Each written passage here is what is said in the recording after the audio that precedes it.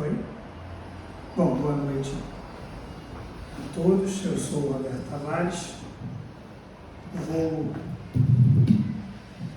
fazer junto a vocês aqui o estudo da noite de hoje. O tema é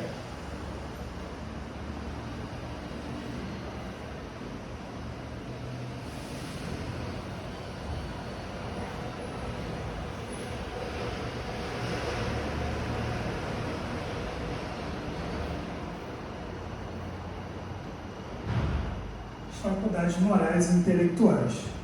Isso aqui está no Livro dos Espíritos, capítulo 7, do livro 2, o livro 2, pode ser parte 2 também, vai depender da tradução que você estiver usando no Livro dos Espíritos.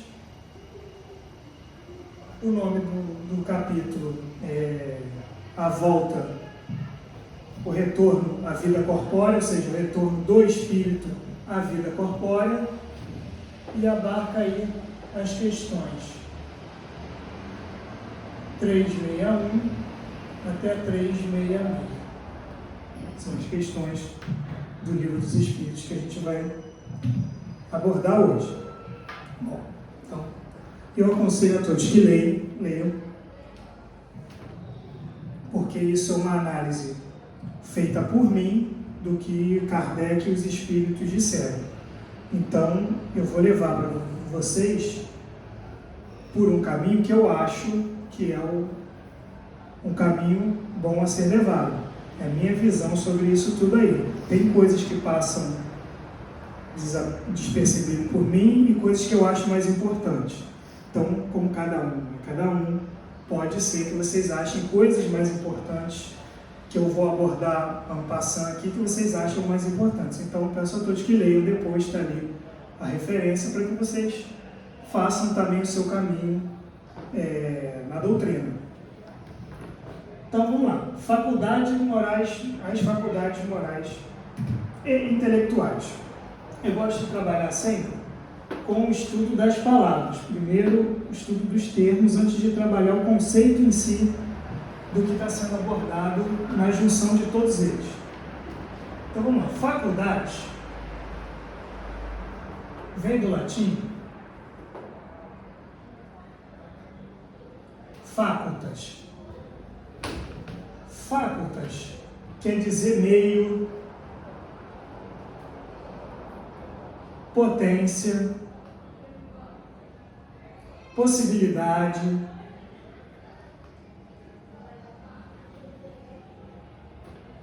isso tudo quer dizer facultas em latim. Se eu vou procurar no dicionário, na maioria deles, o dicionário vai me dizer que faculdade é a capacidade de executar uma ação mental ou física. Então é mais ou menos sobre isso aí que a gente está falando. É a capacidade de executar, é a potência de executar, é o meio que você tem para executar coisas relativas à moralidade e coisas relativas à intelectualidade. Eu também gosto de trabalhar com a parte filosófica das coisas. E em filosofia, faculdade quer dizer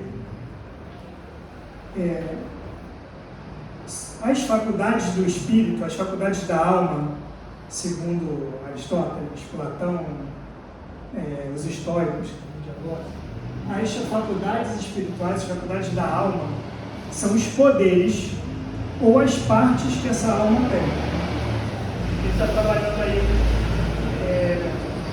com a alma no sentido, traduzindo do grego da palavra psique, não da palavra pneuma, então não é do espírito, mas aquilo que o que está além da matéria, aquilo que, segundo Platão, fala que é aquilo que vai resistir, vai sobreviver após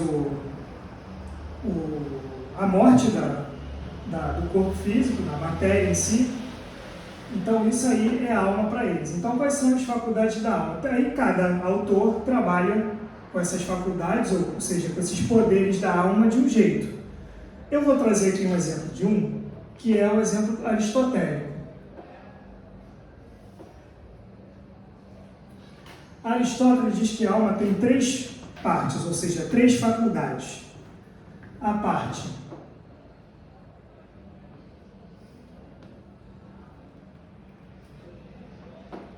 nutritiva, a parte sensitiva ou sensível e a parte intelectiva.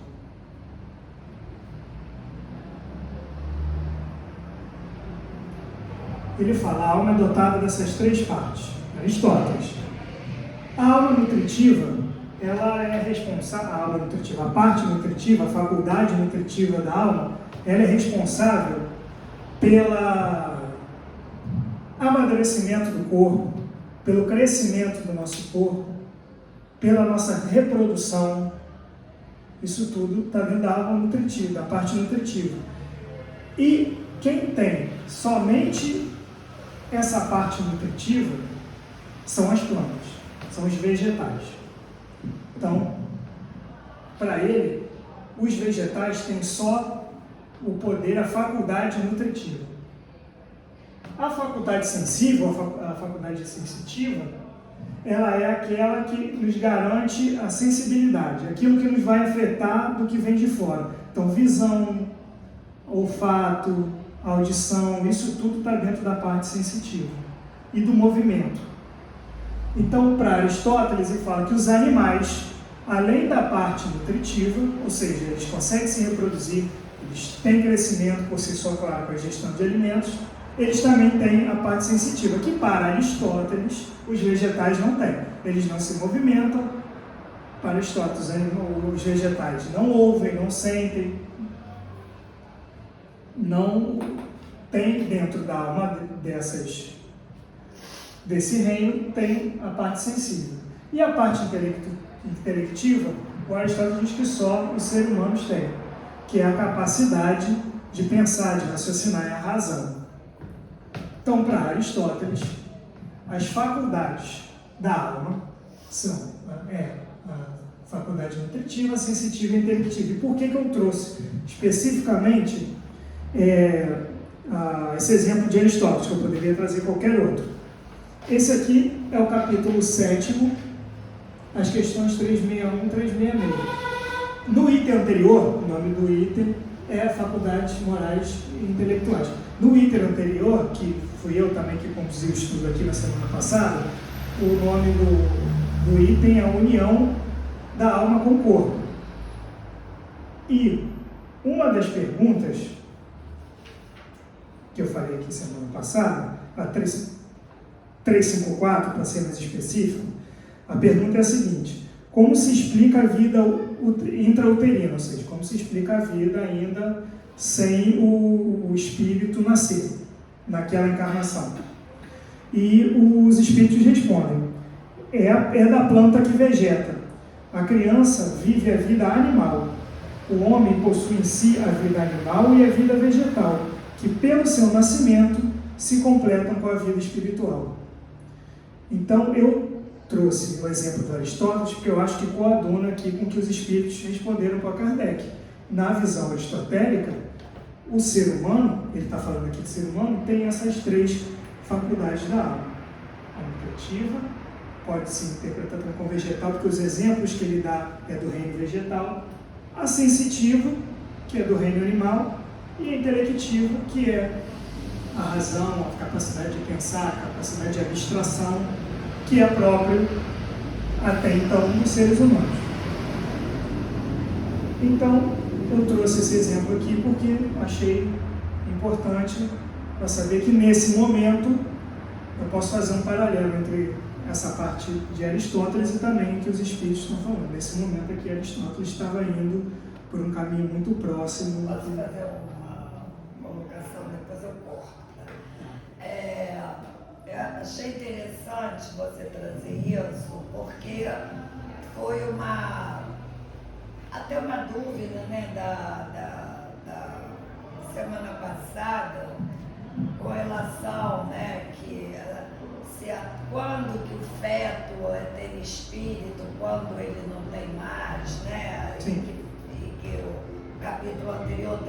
disse, de aborto, e essa parte nutritiva é exatamente a questão do espírito coordenar a divisão celular, né? Porque o nome nutritiva pode parecer que seja de alimentação. Não, mas no caso não é. Então, só querer fazer Sim. essa ligação com o capítulo anterior, que a gente sabe que todos os seres vivos é o espírito que ali habita, ou o princípio inteligente que ali habita, que ordena responsável pela a multiplicação celular. Então seria essa parte nutritiva. Seria a parte nutritiva, exatamente. É a parte nutritiva. Obrigado. Agora volta. Bom, então eu trouxe isso aqui por conta disso. Que Aristóteles aí está indo por um caminho muito próximo que os espíritos falaram. Eu trouxe também a critério de puxação de saco ali, que são os estoicos. Os estoicos, principalmente o Diógenes, na verdade, principalmente no Diógenes e o Sexto Empírico,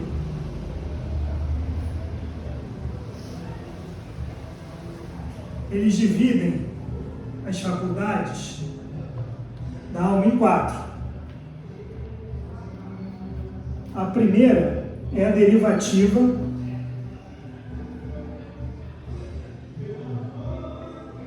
ou hegemônica,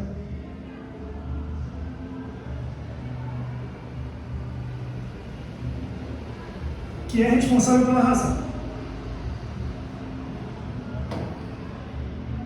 Essa faculdade é responsável pela razão, pelo raciocínio, a mesma coisa que a intelectiva em Aristóteles. A segunda é a faculdade sensível, que tem basicamente o mesmo nome e a mesma utilização de Aristóteles. A terceira é a seminal, ou espermática.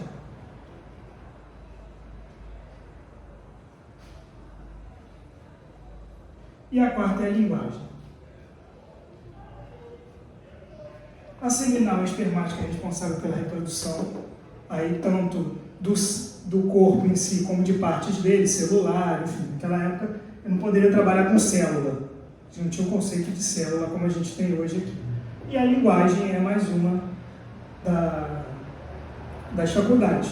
A diferença dos estoicos para o Aristóteles nesse momento aqui, nisso aqui, é porque ele acha que a linguagem é uma faculdade diferente da faculdade intelectiva, que é para ele a derivativa ou hegemônica. A linguagem é uma especial. Então, tá aí, puxação de saco. Bom, isso é a faculdade. Até aí tudo tranquilo? Todo mundo entendeu mais ou menos o que é a faculdade? Então, moral. Latim também, moralis. Quer dizer, o conjunto das mores ou das mós. Isso vai depender aí do autor que você está trabalhando. O que é mós e o que é mores? É conduta. O jeito que você tem sempre de agir. Isso aqui é moral. Então, moralis é o conjunto das tuas condutas, do jeito que você tem de agir no mundo. Moral no dicionário pode ser igual, sinônimo de ética. Ética é uma palavra grega que quer dizer, o primeiro a usar a palavra ética, que ela deriva de uma outra palavra chamada ethos. Ethos é conduta. Mesma coisa que mores e mós. A ética foi usada pela primeira vez por Aristóteles, e ele falou que a ética é o estudo do melhor conviver. o estudo, a procura e o estudo do melhor conviver dentro de uma sociedade. A sociedade humana, para ele, não tem ética nem dos animais, nem dos vegetais, nem nada, só dentro dos humanos. Então, ética é o estudo do melhor, estudo e procura do melhor conviver dentro de uma sociedade. Morales é a tradução latina para o mesmo conceito. Então, moral e ética nasceram com o mesmo conceito, mas só que em línguas diferentes. Como o amor é amor em português e love é amor em inglês. O conceito é o mesmo, claro, a gente pode definir aí para qual autor, o que quer dizer amor, enfim, mas a grosso modo é isso. É só uma tradução direta, o conceito é o mesmo. Então pode ser aí equivalente à ética e também uma conduta subordinada.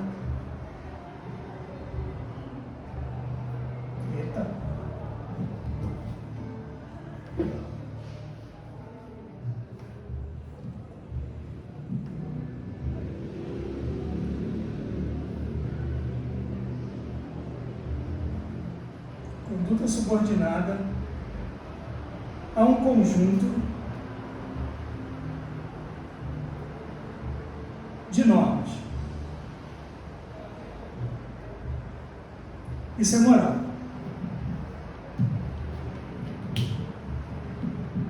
Conduta subordinada ao conjunto de normas. Você está dentro da moral quando você está dentro do conjunto de normas que você está inserido. E o Espiritismo também nos fala o que é a moral, porque a gente está trabalhando com ela ali. Isso está na questão 629, Livro dos Espíritos, questão 629. Então vamos lá na questão 629 e saber o que os Espíritos falam da moral. Kardec pergunta, isso está no livro 3º, que fala das leis morais, ou das leis de Deus, e 629 é a pergunta, qual a definição que se pode dar da moral? O que significa moral? Os Espíritos perguntam, a moral é a regra de bem proceder, isto é, a distinção entre o bem e o mal, funda-se na observância das leis de Deus.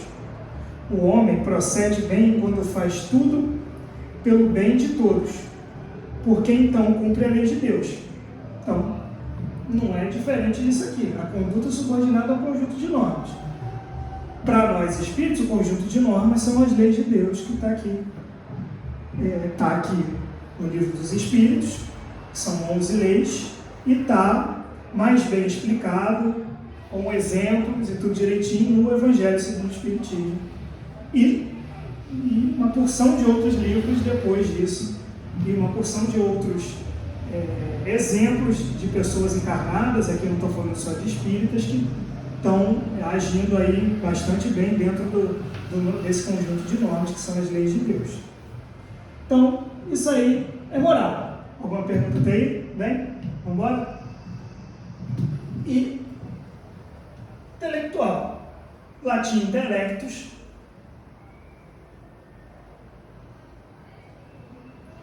E essa aqui é mais fácil para a gente está mais acostumado com isso, que pode ser a faculdade de pensar em si, o pensamento, ou pensar, pode ser traduzido, utilizado como intelectual, como intelectus, né? Ou uma técnica de pensar propriamente dita, uma técnica de pensar.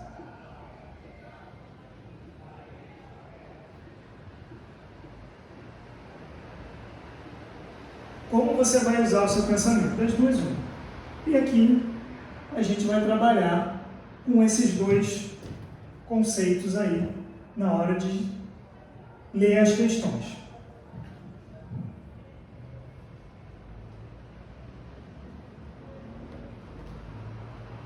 Técnica do pensamento. Vamos lá. Então agora que começou a aula. Faculdades morais e intelectuais, pergunta 361 do Livro dos Espíritos. Kardec pergunta, qual a origem das qualidades morais, boas ou mais do homem? Então, ele já fala, existem qualidades boas e existem qualidades más. Como o Espírito fala, você age bem quando age dentro da lei divina e age mal quando você age distante delas.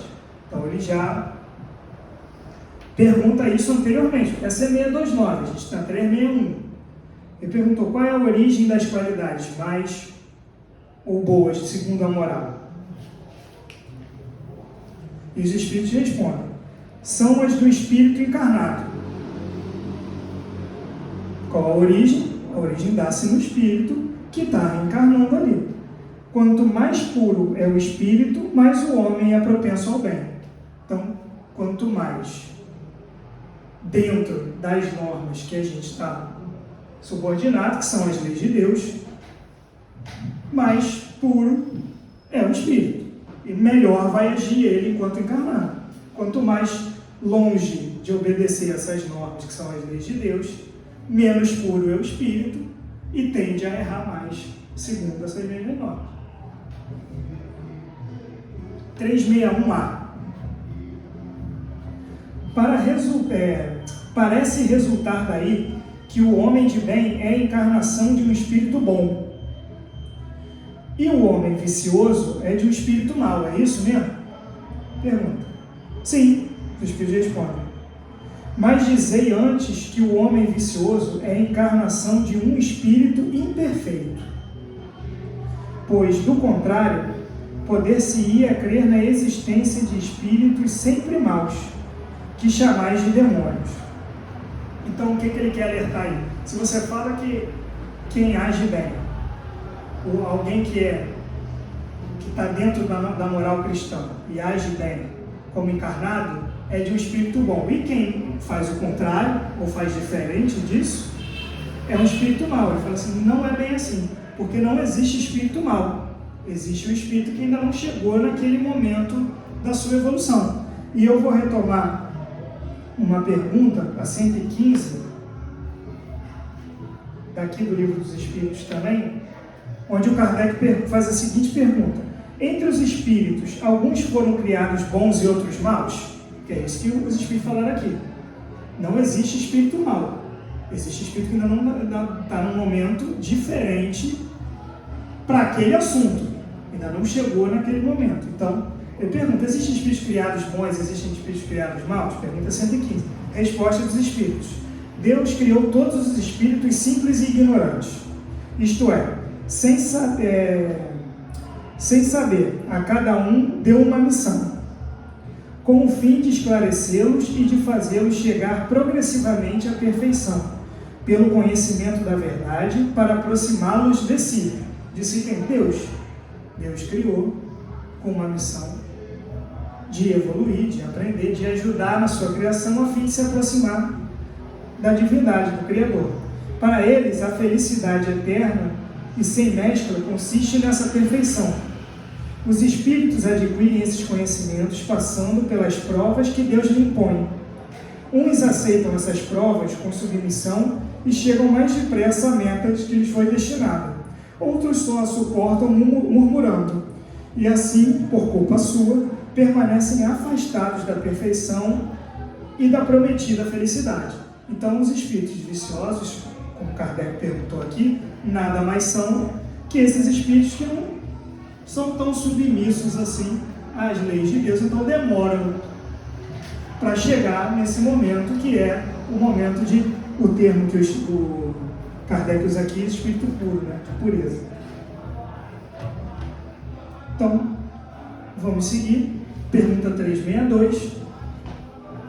Qual o caráter dos indivíduos em que encarnam os espíritos travessos e levianos?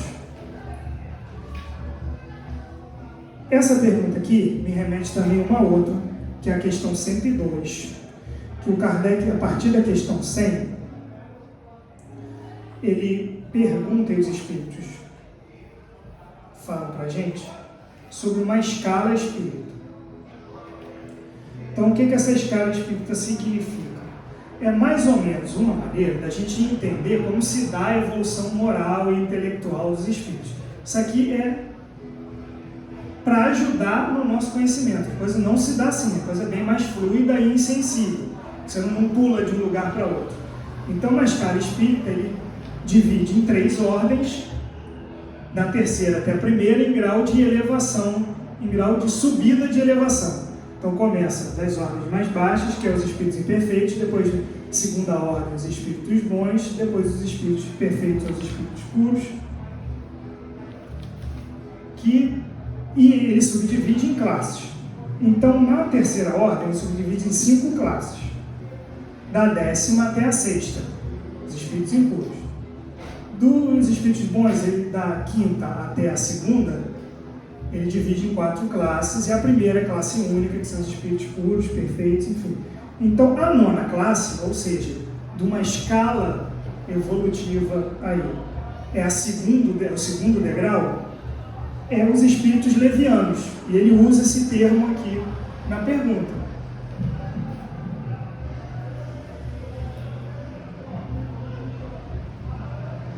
A pergunta é a seguinte: qual o caráter dos indivíduos que encarnam os espíritos travessos e levianos? Então, não existe travesso. Não existem os espíritos travessos na classe. Até existem os travessos, é uma banda de pagode. Pode ir. Você falou que não existe espírito mau. Não existe. Mas também não fui eu só que falei, não. Foram os espíritos.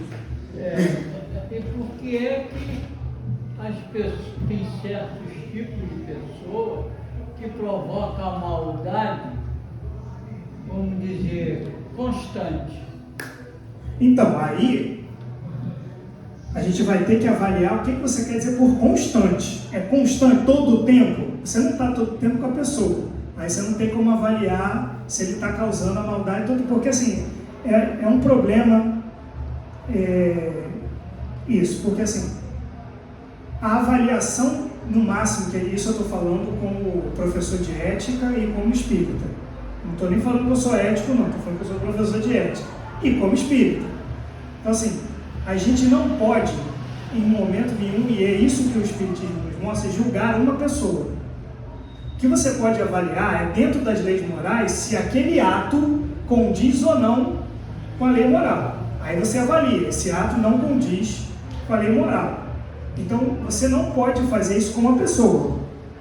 E no mundo da ética, se você estudar filosofia, a cadeira da ética, a cadeira da filosofia moral, você também não pode fazer isso, você só avalia a ação, a conduta. Então, não por isso que os espíritos falaram, não espíritos maus, são espíritos imperfeitos. Naquela conduta ali, ele agiu de maneira imperfeita. Então, não existe espírito mau. Até porque... Só que, naquele momento, ele agiu mal. Mas, em outro momento, ele vai agir dentro da lei. Aí ele não é mais mal. Então, não existe espírito que age 100% no mal. Allan Kardec vai falar isso em Obras Póstumas, quando ele fala que todo ser humano ele tem 3 dimensões, ou 3, me falta a palavra agora, 3 condutas, 3 formas de conduta, né? A vida dele em família, a vida dele em sociedade e a vida dele no trabalho. Ele pode ser uma peste no trabalho e ser um excelente pai. Ele pode ser um criminoso que mata todo mundo na rua e um pai amoroso. É isso que... Porque a gente não tem como avaliar o ser humano completo dele. Porque a gente pensa, a gente não age sempre, a gente pode pensar, a gente pensa muito mais do que age. Então você não tem como, e no pensar você está produzindo algumas outras coisas, você pode pensar mal, pensar bem de alguém, aí você não tem como avaliar. Tipo assim, ele só faz maldade, ninguém só faz maldade. Pode ser um ditador em casa, então assim, por isso e um servo no trabalho que não levanta a voz para ninguém. Sim, então não tem como dizer que uma pessoa é 100% mal. Se ele não age 100% das vezes mal, porque a gente não tem como ver isso, não tem como saber, ele não é um espírito mau. E os E como quem tem, que são os espíritos superiores, fala que não tem, é porque não tem. A gente não acha 100%. Não, a gente não age assim. Agora, existe espírito bom, porque já entendeu e consegue seguir as leis de Deus. Então, existe espírito que age 100% no bem. Aí você pode avaliar, aquele espírito é o espírito bom, ele age, é o espírito do bem, ele age igual suco, ele age 100% no bem. Agora, ele tem o mal? Não, porque em algum momento ele vai agir no bem. Aí ele já não é mais o espírito mal. O que ele é? Ele é um espírito imperfeito naquele momento, naquela conduta. Aquela conduta foi uma conduta imperfeita. Então você não consegue, e a gente não deve, até porque o Cristo falou para não, a gente não pode julgar os outros, justamente por isso, a gente não está vivendo a vida dele, a gente não é ele, a gente não julga. O que a gente pode fazer é avaliar moralmente aquela conduta naquele momento sobre aquela circunstância. Aí é uma questão de avaliação, até porque a gente vive numa sociedade que existe crime, existe um código penal. Então, se você avalia, então, por que não existe pena de morte aqui? Enfim, isso é uma questão de filosofia do direito. Mas você fala, porque a pessoa não é 100% mal. Se ela não é 100% mal, não tem porque eu desencarnar, matar essa pessoa. Ela só agiu naquele momento de maneira que não tem conformidade com o Código Penal. Então a gente avalia ela naquela conduta. Aí fica 10, 15, 6 meses, paga a cesta básica, tanto faz. Então ele não é 100% mal. Não, ele agiu naquele momento de maneira diferente da lei. No caso de uma sociedade, da lei que rege aquela sociedade. No Brasil, o Código Penal. Segundo as leis de Deus, tem aqui 11 para a gente estudar. Aqui, aí vai ser, nós vamos nos aprofundar bem mais. Consegui responder? Tá bom. Tá bom. Falou, vai. Tá, valeu, obrigado. Então vamos lá, espírito leviano, nona classe, segundo degrauzinho. Os espíritos levianos são ignorantes, maliciosos, inconsequentes e zombeteiros. Intrometem-se em tudo e a tudo respondem, sem se incomodarem com a verdade. Comprazem-se em causar pequenos desgostos e ligeiras alegrias em aborrecer, em introduzir maliciosamente um erro, por meio de manifestações e espertezas. A essa classe permanecem os espíritos vulgarmente designados como duendes, trágicos, gnomos e diabretes. Estão sob a dependência dos espíritos superiores, que muitas vezes os empregam como fazemos com os nossos servidores. Então, esse tipo de espírito que Kardec está falando, quando ele se encarna em um espírito desse. Como é que vai ser essa encarnação? Aí, os espíritos respondem. São indivíduos estouvados, maliciosos e algumas vezes maléficos.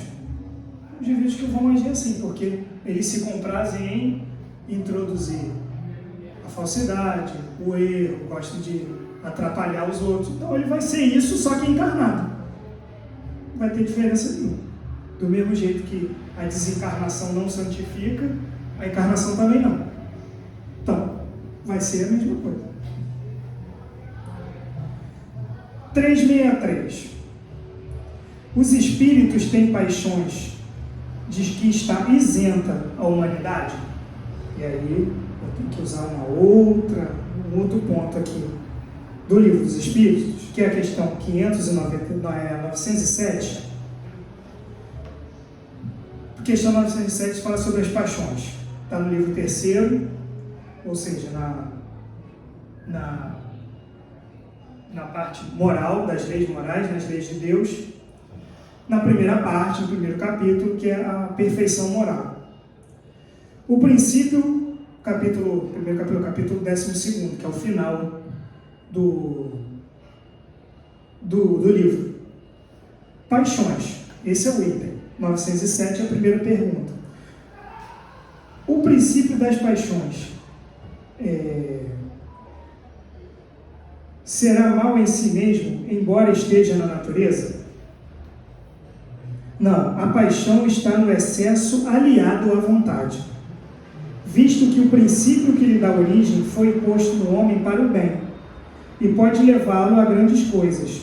O abuso que delas se faz, que é a causa do mal. 908. Como definir o limite em que as paixões deixam de ser boas para se tornarem más? Então aqui está falando, a paixão em si é algo que nós temos que nos faz avançar. O abuso, o excesso disso é que vai fazer uma paixão má. E o uso disso dentro dos limites que faz uma paixão boa. Então ele pergunta, mas qual é o limite? As paixões são como um cavalo, que só tem utilidade quando é governado, e que se torna perigoso quando passa a governar. Reconhecei, pois, que uma paixão se torna perniciosa a partir do momento em que não mais consegues dominá-la, resultando num prejuízo qualquer para vós mesmos ou para os outros. Então, o que é a paixão? É a sua vontade, é o seu desejo de fazer a coisa. Se você tem muito desejo e isso começa a atrapalhar você ou outro, isso é uma paixão. Isso se torna uma paixão má. Quando não, isso vai te fazer alavancar isso espiritualmente, intelectualmente, no seu trabalho, nos seus estudos, enfim. Você tem uma paixão por aquilo. Então, já explicamos mais ou menos o que é paixão. Beleza aí na paixão?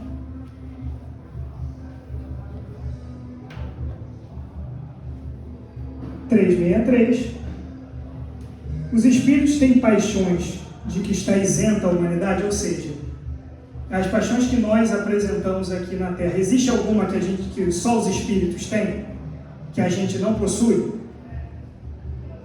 Os espíritos respondem, não, do contrário, eles vos teriam comunicado, ou seja, não, senão a gente dizia, os espíritos falariam que não, aqui a gente tem algumas coisas a mais, não. Hoje a paixão que o espírito tem, desencarnado, o espírito tem encarnado também. Ou seja, a mesma vontade de se aperfeiçoar, intelecto, moralmente, no seu trabalho, os espíritos têm e desencarnados também. Olha só, se na hora que o espírito vai reencarnar em um humano, sim, ele escolhe se é feminino ou masculino? Assim, existe a possibilidade, mas tem que ser avaliado caso a caso. Porque existe um programa de reencarnação para cada um. Então, que vai ditar esse programa. Então, normalmente, esse programa é debatido com o espírito reencarnante. A pessoa sabe, aceita alguns pontos, talvez não aceite outros, enfim. Então, existe a possibilidade da escolha. Agora a gente vai ter que avaliar caso a caso se aquele espírito a escolheu ou não. Tipo assim, olha, dessa vez você vem em homem, porque nas últimas vezes você veio mulher, então você vem em homem por algum motivo. Aí a pessoa fala, tá bom. Ou pode ser o seguinte, não, dessa vez eu quero vir homem, porque eu vim mulher. Isso.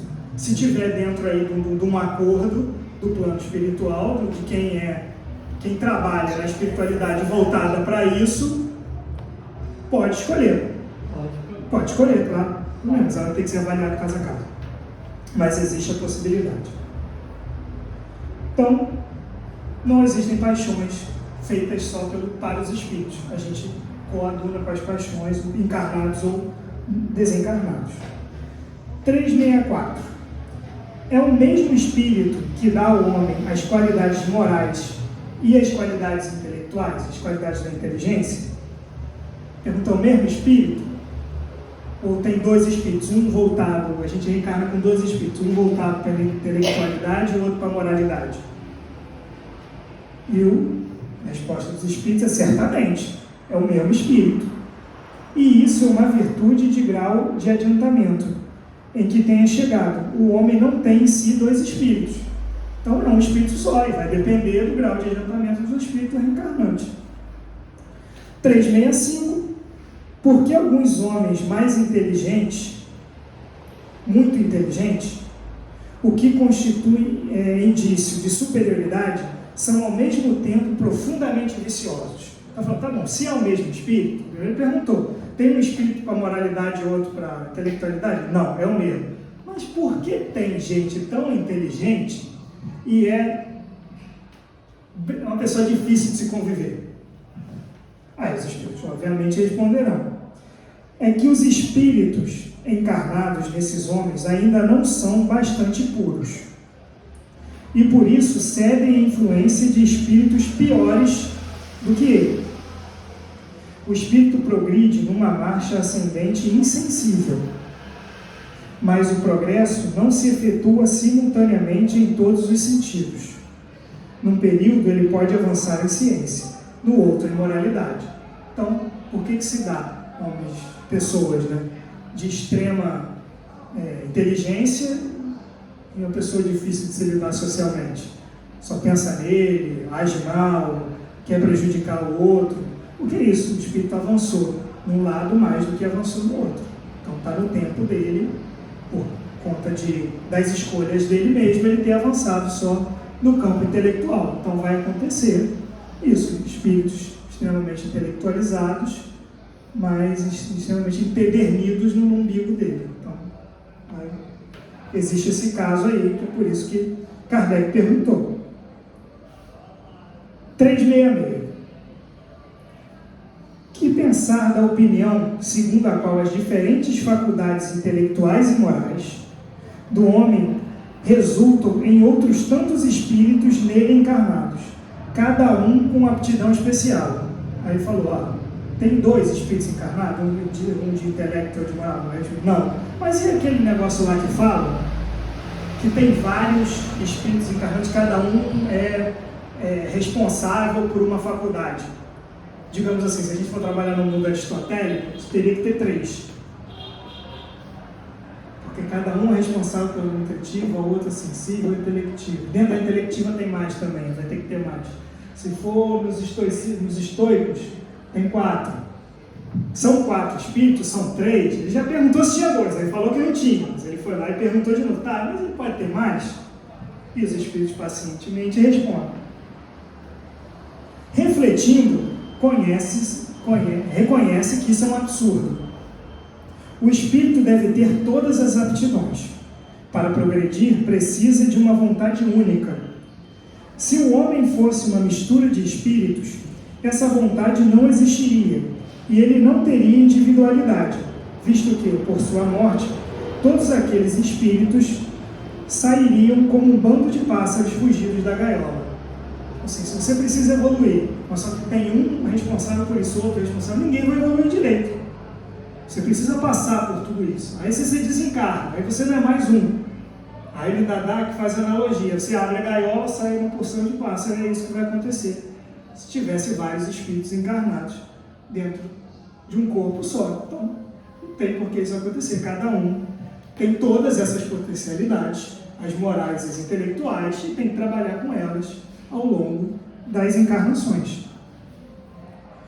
Na mesma pergunta, ele segue. Muitas vezes o homem se queixa de não compreender certas coisas, e, no entanto, é curioso ver-se como multiplica as dificuldades quando tem ao seu alcance uma explicação muito simples e natural. Ou seja, caraca, tu está querendo matar uma formiga com uma bazuca.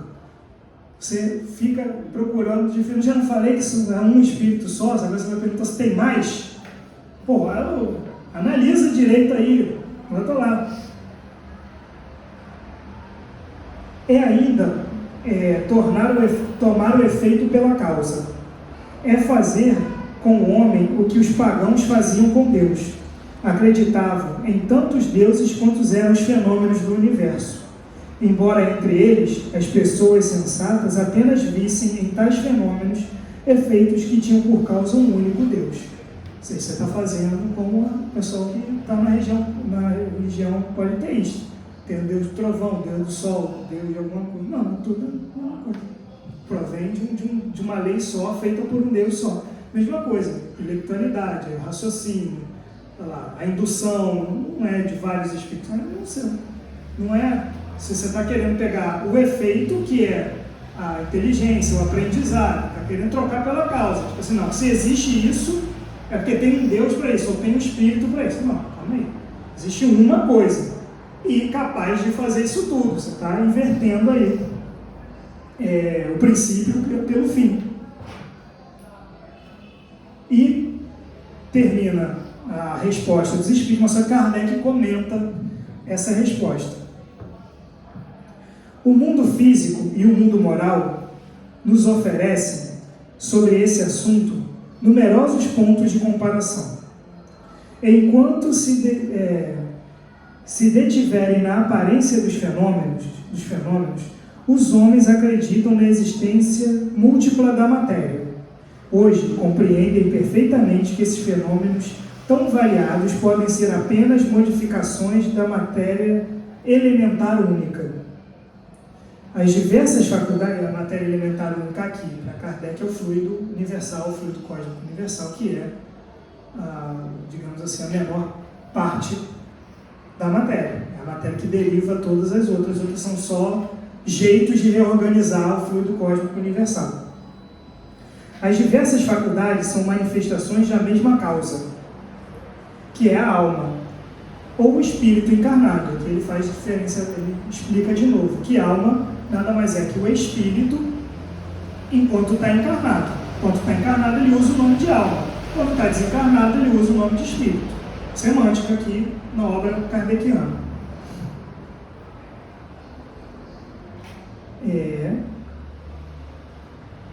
Os espíritos encarnados, e não em muitas almas.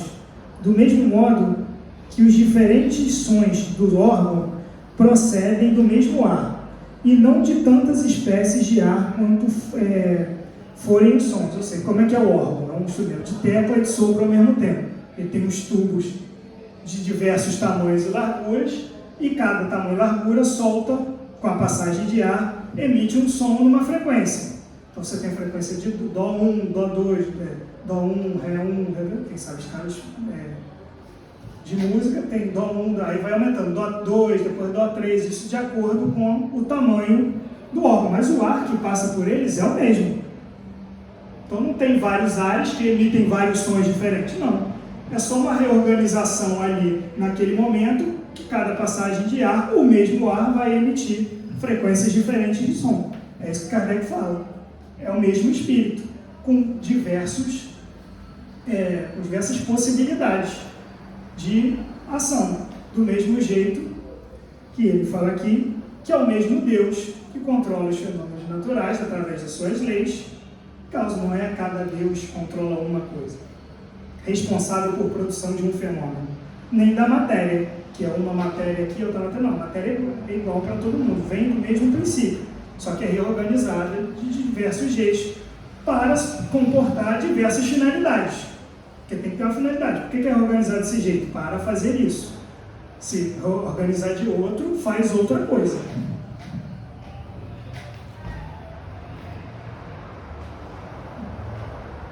Resultaria de semelhante sistema que quando um homem perde ou adquire certas aptidões, certos pendores, isso se deveria à ação de outros tantos espíritos que tivessem vindo ou que se foram, que dele fariam um ser múltiplo, sem individualidade e, por conseguinte, sem responsabilidade. Além do mais, essa ideia é contestada pelos numerosos exemplos de manifestações, diante das quais os espíritos provam as suas personalidades e identidades. Aqui ele está falando, ele cita alguma coisa que ele devia estar passando dentro dos estudos dele. Assim, porque se um médium faz isso, quase um espírito faz isso. Se ele não faz mais, é porque o espírito foi embora e ele perde a capacidade. Não, ele é médium. Ele tem a capacidade mediúnica dele. O espírito vai ajudar vai fazer parte do fenômeno. Mas o médium não vai perder a capacidade mediúnica com um afastamento de um espírito. Ele continua capaz de ser mediador de um espírito e alguma coisa, algum fenômeno ou alguém para isso. Então, por isso que Kardec fez questão de botar essa pergunta aqui, mesmo depois dele ter falado, existem dois? Não existem dois espíritos encarnados, é sempre um. Vem da individualidade. Existem potências dessa alma, existem faculdades dessa alma, mas o espírito é um só.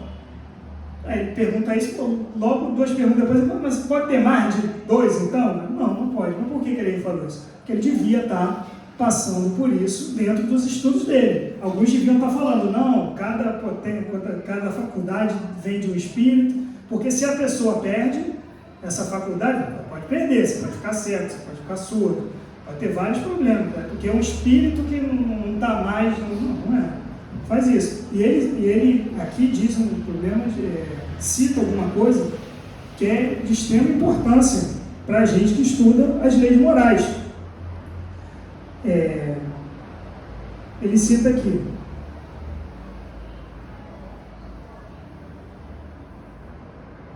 em certos pendores que se deriva da ação de outros espíritos, que se tivessem vindo ou que se forem, fariam ser múltiplo, sem individualidade, por conseguinte, sem responsabilidade. E é isso aqui a parte mais importante dessa explicação do Kardec. Porque se a gente está estudando aqui, trabalhando, nos esforçando para estarmos dentro das condutas espíritas, ou seja, das leis morais, dessas leis que estão aqui no livro 3º e no Evangelho segundo o Espiritismo, se a gente está trabalhando as nossas faculdades, as nossas paixões para isso, é porque a gente tem responsabilidade. Então, como o irmão perguntou aqui, existe espírito mau? Não existe. Por quê? Por causa da responsabilidade. Porque do mesmo jeito que ele vai ser responsabilidade pela conduta dele, quando a conduta for divergente das leis de Deus, ele vai ser responsabilidade quando a conduta dele estiver enquadrada nas leis de Deus. Então, o que faz com que nenhum espírito, pelo menos não aqui na Terra, seja mau, que sempre vai ter em algum momento o acerto, sempre vai agir em algum momento dentro de uma lei, ele vai fazer mal, ele vai ser bom. Então não posso caracterizar ele como mal, espírito mal, porque o espírito mal é 100% mal, é um espírito que não chegou naquele momento, naquele tema, ainda não está fora da lei de Deus, mas ele vai estar em algum. Então, se a gente quer estar aqui na quinta-feira à noite, ou em casa aí, assistindo, investindo o seu tempo num estudo moral, como é a doutrina espírita, como é a doutrina cristã, segundo o Espiritismo aqui, é porque a gente quer e sabe que nós temos responsabilidade para isso. Que através da nossa responsabilidade é que nós, a partir do momento que a gente vai desencarnar ou reencarnar, vamos fazer a avaliação nossa se a gente errou em tal assunto ou acertou em tal assunto. Então, o que faz a gente evoluir é a nossa responsabilidade. O que faz a gente se demorar na nossa evolução é a nossa responsabilidade. E se tivesse mais de um espírito encarnado, não teria responsabilidade nenhuma. Não teria como fazer isso. Então, toda a teoria da evolução aqui, toda a lei da evolução teria que ser diferente. Não comportaria. Muito obrigado. Boa noite. Boa.